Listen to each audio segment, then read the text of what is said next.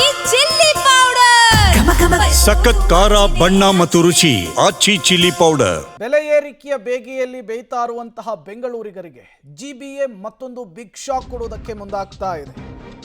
ಬೆಂಗಳೂರಿಗರಿಗೆ ಮತ್ತೊಂದು big shock greater Bengaluru authority ಕಡೆಯಿಂದ. ಬೆಂಗಳೂರಿನಲ್ಲಿ ರಸ್ತೆ ಬದಿ ನಿಲ್ಲಿಸುವ ವಾಹನಗಳಿಗೂ ಕೂಡ ಕಾಸು. ಎಲ್ಲಂದರಲ್ಲಿ ಗಾಡಿ ಪಾರ್ಕ್ ಮಾಡೋದಕ್ಕೆ ಅವಕಾಶ ಇಲ್ಲ.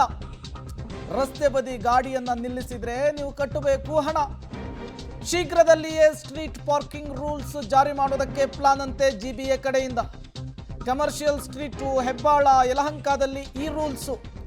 ಆರಂಭಿಕ 35 ರಸ್ತೆಯಲ್ಲಿ ಪ್ರಾಯೋಗಿಕವಾಗಿ ಈ ಅಸ್ತ್ರವನ್ನು ಪ್ರಯೋಗಿಸೋದಕ್ಕೆ ಜಿಬಿಎ ಪ್ಲಾನ್ ಮಾಡಿಕೊಂಡಿದೆ. ಅದು ಸಕ್ಸಸ್ ಆಗಿದ್ದೇ ಆದರೆ ಬೆಂಗಳೂರು ಪೂರ್ತಿ ಇದೇ ರೀತಿಯ ಪ್ಲಾನನ್ನು ಜಿಬಿಎ ಮಾಡಿಕೊಂಡಿದೆ ಅನ್ನೋದು ಗೊತ್ತಾಗ್ತಾ ಇದೆ. ಗಾಳಿ ಬೆಳಕು ಬಿಟ್ಟು ಇನ್ನೆಲ್ಲದಕ್ಕೂ ಕೂಡ ಬೆಂಗಳೂರಿನಲ್ಲಿ ಟ್ಯಾಕ್ಸ್. ಜನ ಸಾಕಾಗಿ ಹೋಗಿದ್ದಾರೆ. ಹಾಗಾದರೆ ಏನಿದು ಸ್ಟ್ರೀಟ್ ಪಾರ್ಕಿಂಗ್ ಶಾಕ್, ಹೇಗಿರುತ್ತೆ ವ್ಯವಸ್ಥೆ ನೋಡ್ತಾ ಹೋಗೋಣ. 4 ವೀಲರು 1 ಗಂಟೆಗೆ 30 ರೂಪಾಯಿ ಕೊಡಬೇಕು. ನೀವು ರಸ್ತೆ ಪಕ್ಕದಲ್ಲಿ ನಿಲ್ಲಿಸಿದ್ರು ದಿನಕ್ಕಾದರೆ 150 ರೂಪಾಯಿ ಪೇ ಮಾಡಬೇಕಾಗುತ್ತೆ. ಇನ್ನು 2 ವೀಲರು 1 ಗಂಟೆಗೆ 15 ರೂಪಾಯಿ ಚಾರ್ಜು. ಒಂದು ದಿನ ಪೂರ್ತಿ ನೀವು ರಸ್ತೆ ಬದಿ ನಿಲ್ಲಿಸ್ತೀರಾ, 75 ರೂಪಾಯಿ ಕಟ್ಟಬೇಕು. ಸ್ಟ್ರೀಟ್ ಪಾರ್ಕಿಂಗ್ ಶಾಕ್ ಅನ್ನು ಕೊಡೋದಕ್ಕೆ ಬೆಂಗಳೂರಿಗರಿಗೆ ಜಿಬಿಎ ಮುಂದಾಗ್ತಾ ಇದೆ.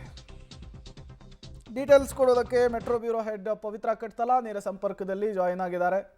ಪವಿತ್ರ, ಮೊದಲೇ ಬೆಲೆ ಏರಿಕೆಯ ಬೇಗೆಯಲ್ಲಿ ಬೆಂಗಳೂರಿಗರು ಬೇಯ್ತಾ ಇದ್ದಾರೆ. ಅಂಥವ್ರ ಮೇಲೆ ಈಗ ಮತ್ತೊಂದು ಗದಪ್ರಹಾರದ ರೀತಿಯಲ್ಲಿ ಈ ವಿಚಾರ ಕಾಣಿಸ್ತಾ ಇದೆ. ಗಾಳಿ ಬೆಳಕು ಬಿಟ್ಟು ಎಲ್ಲದಕ್ಕೂ ಟ್ಯಾಕ್ಸ್ ಅಂತ ಬೆಂಗಳೂರಿನಲ್ಲಿ. ಒಂದ್ ಕಡೆಯಿಂದ ವಾಹನ ಸವಾರರಿಗೆ ಇದು ಬ್ಯಾಡ್ ನ್ಯೂಸ್. ಯಾಕಂದ್ರೆ ಬೆಂಗಳೂರಿನಲ್ಲಿ ಏನೋ ಒಂದು ಶಾಪ್ಗಳಿಗೆ ಹೋಗಬೇಕು, ಈಗ ಮಾಡ್ತಾ ಇರುವಂತಹ ಪ್ಲೇಸಸ್ಗಳನ್ನ ನೋಡಿದ್ರೆ ಅದು ತುಂಬಾ ಶಾಪಿಂಗ್ ಹಬ್ ಅಥವಾ ತುಂಬಾ ಜನ ಓಡಾಡುವಂತಹ, ಜನದಟ್ಟಣೆ ಇರುವಂತಹ, ವಾಹನ ದಟ್ಟಣೆ ಇರುವಂತಹ ಪ್ರದೇಶ. ಉದಾಹರಣೆಗೆ ಈಗ ಕಮರ್ಷಿಯಲ್ ಸ್ಟ್ರೀಟ್ ಅಲ್ಲಿ ಮಾಡ್ತಾ ಇದ್ದಾರೆ. ಕಮರ್ಷಿಯಲ್ ಸ್ಟ್ರೀಟ್ ಅಂತೂ ಯಾವಾಗ್ಲೂ ಕೂಡ ಜನ ಇಲ್ಲಿ ಶಾಪಿಂಗ್ ಅಂತಾನೆ ಬರುವಂತಹ ಜನನೇ ಹೆಚ್ಚಾಗಿರ್ತಾರೆ.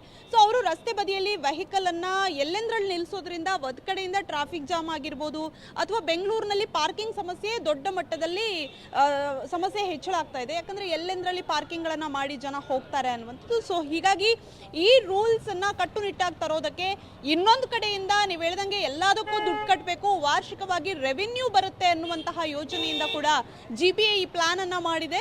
35 ರಸ್ತೆ ಆರಂಭಿಕವಾಗಿ ತೆಗೆದುಕೊಂಡಿದೆ. ಎಷ್ಟಪ್ಪ ವಾರ್ಷಿಕವಾಗಿ ಆದಾಯ ಬರುತ್ತೆ ಅಂದ್ರೆ ಪ್ರೇಮ್, ಬರೋಬ್ಬರಿ 16 ಕೋಟಿ ರೂಪಾಯಿ ಆದಾಯವನ್ನ ಸಾರ್ವಜನಿಕರಿಂದ ಈ ರೀತಿಯಾಗಿ ಸಂಗ್ರಹ ಮಾಡುವ ಪ್ಲಾನ್ ಅನ್ನ ಈಗ ಜಿಬಿಎ ಹಾಕೊಂಡಿದೆ.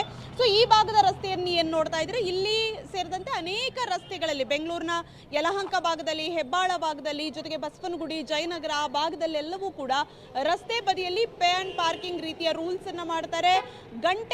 ಪ್ರತಿ ಗಂಟೆಗೆ 2 ವೀಲರ್ಗೆ 1 ರೇಟು, 4 ವೀಲರ್ಗೆ 1 ರೇಟು, ಜೊತೆಗೆ ಮಂತ್ಲಿ ಪಾಸ್ ಸ್ಕೀಮ್ಗಳನ್ನ ಕೂಡ ತರ್ತಾ ಇದ್ದಾರೆ. ಸೊ ಮಂತ್ಲಿ ಏನಾದರೂ ತೆಗೆದುಕೊಳ್ಳೋರಿದ್ರೆ ಅವರು ಕೂಡ 4 ವೀಲರ್ಗಾದ್ರೆ 3,000, 2 ವೀಲರ್ ನಾವು ಮಂತ್ಲಿ ನಾವು ಪಾರ್ಕಿಂಗ್ ಮಾಡ್ತೀವಿ ಅಂತ ಅಂದ್ರೆ 1,500 ರೂಪಾಯಿ ಕಟ್ಟಬೇಕಾಗುತ್ತೆ. ಸೊ ಇನ್ನೊಂದು ಸಮಸ್ಯೆ ಇದೆ.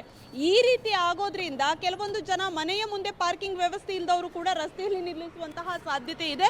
ಬಟ್ ಈಗ ಆರಂಭಿಕ ಹಂತದಲ್ಲಿ ಯಾವ ರೀತಿ ಅದು ಯಶಸ್ವಿ ಆಗುತ್ತೆ ಏನು ಅನ್ನುವಂಥದ್ದನ್ನ ನೋಡಿಕೊಂಡು ನಗರದ ಎಲ್ಲಾ ವಾರ್ಡ್ಗಳಿಗೂ ಕೂಡ ಅದನ್ನ ವಿಸ್ತರಣೆ ಮಾಡ್ತಾರೆ. ಟೋಟಲ್ ಆಗಿ ರೆವಿನ್ಯೂ ಸಂಗ್ರಹ ಒಂದು ದೊಡ್ಡ ಗುರಿಯಾಗಿದೆ. ಜೊತೆಗೆ ಟ್ರಾಫಿಕ್ ಪೊಲೀಸ್ ಅವರ ಸಂಯೋಜನೆಯ ಜೊತೆಗೆ ಜಿಬಿಎ ಶೀಘ್ರದಲ್ಲಿ ಬಹುಶಃ ಜನವರಿ 15ರಂದು ಈ ಒಂದಿಷ್ಟು ಪ್ರಾಯೋಗಿಕವಾಗಿ ರೂಲ್ಸ್ ಜಾರಿ ಬರುವಂತಹ ಸಾಧ್ಯತೆ ಇದೆ. ಈಗ ಪ್ಲೇಸಸ್ಗಳು ಎಲ್ಲವೂ ಕೂಡ ಲಿಸ್ಟ್ ಅನ್ನ ಮಾಡ್ಕೊಂಡಿದ್ದಾರೆ GBA. Prem, okay, thank you Pavitra ತಮ್ಮೆಲ್ಲ ಮಾಹಿತಿಗಾಗಿ.